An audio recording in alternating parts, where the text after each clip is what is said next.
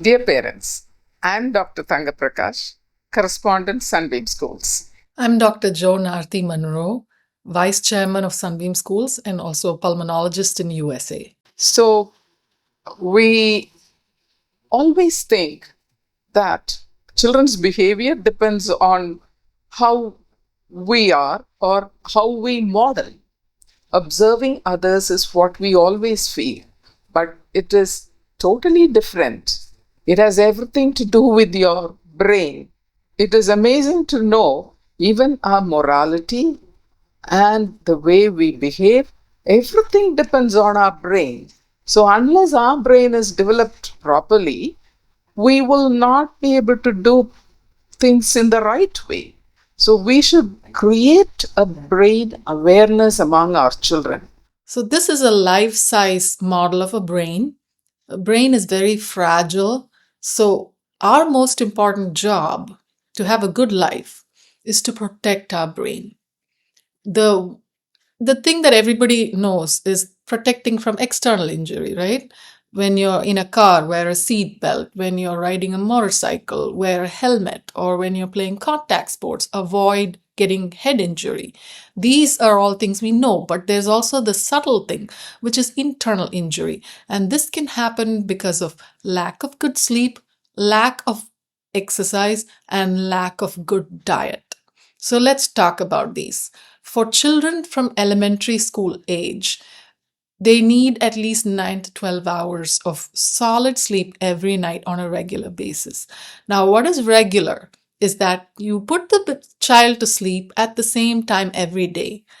Avoid keeping them up later than their bedtime, most of the time. I mean, this is not 100%, but if you can achieve majority of the nights where they go have a consistent sleep time, this is really good for them because the prefrontal cortex, or the logical advanced part of our brain, takes 28 years to develop fully. So you can understand that, especially in elementary age, it's the formative years and you want your child to develop a good brain. The second thing is allowing children and encouraging them to have very good physical activity. Let them run around and play. Run. This really improves blood circulation to the brain and helps the brain develop normal and healthy. And last but not least is eating a brain healthy diet. So, every day on your dining table, talk about brain healthy food.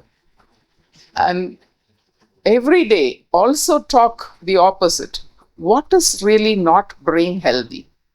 That also children should know. The one thing is lady's finger is very healthy. Then broccoli, avocado, these are very brain healthy.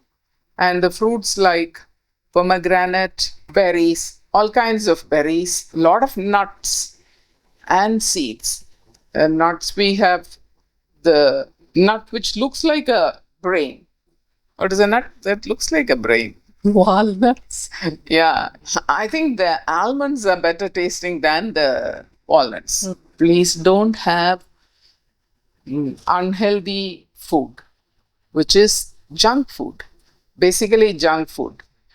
Have them once in a week, telling them this is not brain healthy, but still we have it because we would like to enjoy for some time. Proteins is very important for brain health, and very easy one is eggs. Give children 2 eggs in the morning. I think that is very helpful. I think the vegetarians should opt for all kinds of nuts and seeds, whereas non-vegetarians can also opt for fish and chicken. And please tell children, talk about food when you're having a meal together. Maybe about the good things and the bad things about food should be talked about. And all the time, there should be an awareness of brain. If you want really mentally strong kids, if you really want capable kids, we should be really creating an awareness. The first thing you can do is remove junk food from your house. So try and keep fruits and nuts on your dining table. And also, if you model the behavior, if you eat healthy, then the child will too. During meal times, one good rule is the parent picks the food. That is, you decide what's going to be for lunch or dinner, and the child has to eat it. That's what's on the table. But allow the child to choose the quantity. That way, they have a say in it too. They can choose how much they want to eat. Then the parent decides the vegetables. So whatever is cooked for lunch or dinner, you decide that. But the child can choose the fruits they want to eat after that. So this becomes a cooperative thing between the parent and the child. I think we usually have every day one vegetable and one greens, and they have to eat it. And we used to tell them, unless you eat your greens, you won't be healthy. This is going to happen. Your child is going to refuse to eat what's on the table. They're going to say, no, you have to buy me the pizza, otherwise I'm not going to eat. Well, allow the child to go hungry for a meal or two. This is really going to work.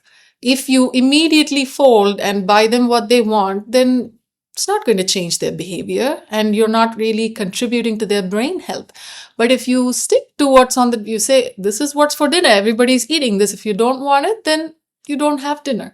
This is what my parents did, and it definitely worked, because after a few meals, the child will learn to like the food. And this is definitely going to help with their brain health. You can have a game on your dining table. When you sit around your dining table, tell, if your kid is Sona, then tell, this is Sona's game.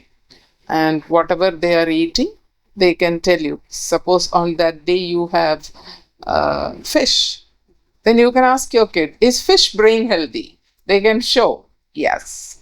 And if it is not brain healthy, and they also have some pizza, then you can ask, is pizza brain healthy? They can put their thumbs down.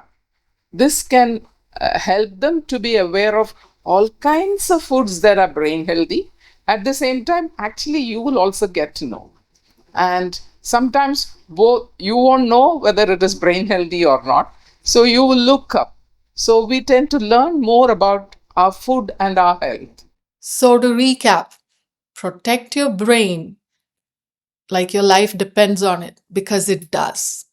Protect it from external injury, but also from internal injury by having excellent, enough sleep, by doing enough physical activity, and having really brain healthy diet. Thank you.